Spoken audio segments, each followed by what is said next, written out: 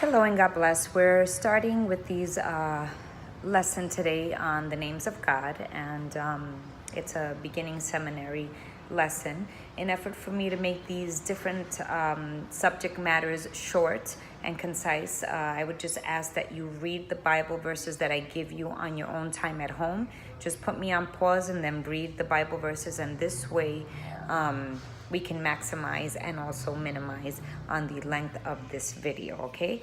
So beginning with the names of God, he has many names, but we know that it's only one God, and he was just called by these different names in the different parts of history, in the different times that the different people went through different challenges or different circumstances, or when he revealed himself to the different people in the Bible at different times, and then his name came about and he was given different names for these different things. He presented himself in that sort of a way. So God chose Abraham, we're starting there, the son of Terah, from the land of Ur of the Chaldeans.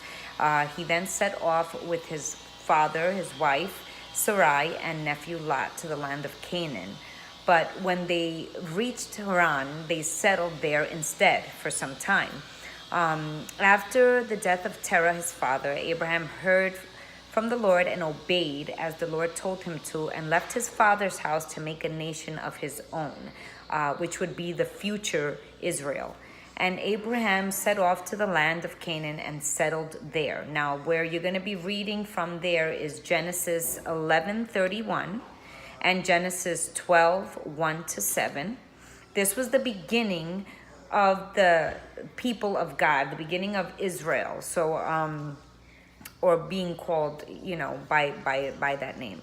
Throughout many generations to follow, God would present himself in multifacets and by many different names, but we know that all of them are one.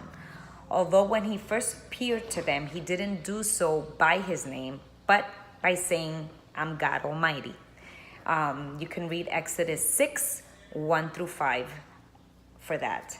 So God the Father and Creator was always from the beginning, but didn't become the God of Abraham, Isaac, and Jacob until after the promise given and after through Jacob, when they became the nation of Israel. God then continued to reveal himself to the generations who preceded, and later, through that same promise, acquired the promised land by the hand of Joshua. That you're going to be able to read in Joshua 1:1-6. We all know that during the time of Joshua, he was the one that came after Moses, and we know that during the length of time that Joshua was over the people of Israel, leading them and guiding them, it was a time of war where he was conquering the promised land, which would then later, after all the land was conquered, would become then Israel.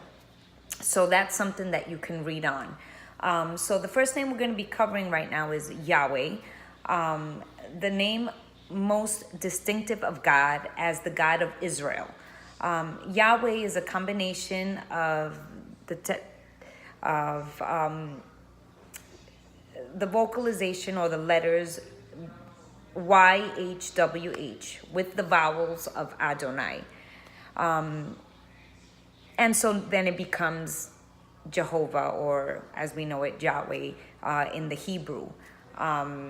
It becomes from a verb which means to exist. To be, to exist, to be. This plus its usage shows that this name stresses that God is independent of self-existence. He's self-existent, he's independent, he doesn't need anyone, doesn't need anything.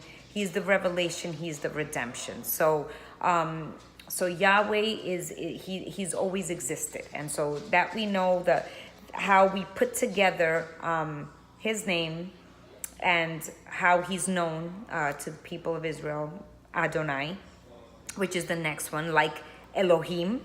This is also a plural of majesty.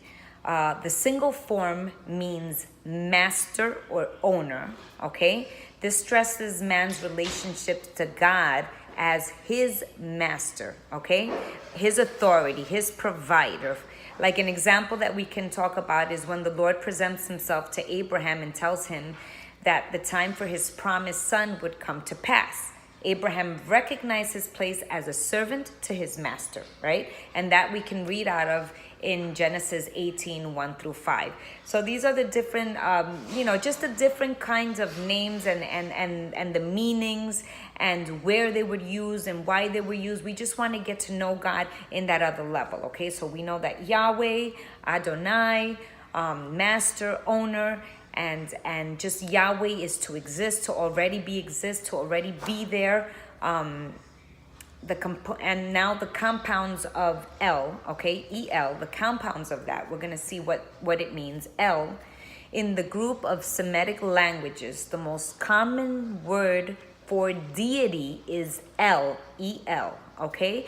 And that word El, it's like a higher form, a higher deity. It's whom you're worshiping. And you can see that it can be used in many ways, like in the one we're going to use right now, which is El Yon, or El Elyon can also be used. But we know that, again, it's being used to refer to a higher source, or a higher being, a higher deity, okay? And so it is used of persons or things to indicate their elevation or exaltation of Israel favored above other nations. You can read Deuteronomy 26:19 in this part. This indicates that it's the meaning when applied to God, to be exalted, the exalted one, the high one. And it's the God above all gods, not false gods, but the God above all God, the God that is above all men. So it's this higher form. It stresses God's strength, his sovereignty, his supremacy. It just emphasizes on how great and above all he is. And then you can read on in Genesis 14, 18 to 20, and Psalms 9, 1 to 2 on that part. So that way you can just focus a little bit on that Elyon or Elyon part, which is the Most High. Okay, that's what that means. Elyon, Most High God. Okay, and now let's go to El Shaddai.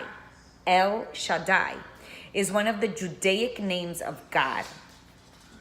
El Shaddai was one of the many gods in the Canaanite religion. Okay, El Shaddai is conventionally translated as God Almighty.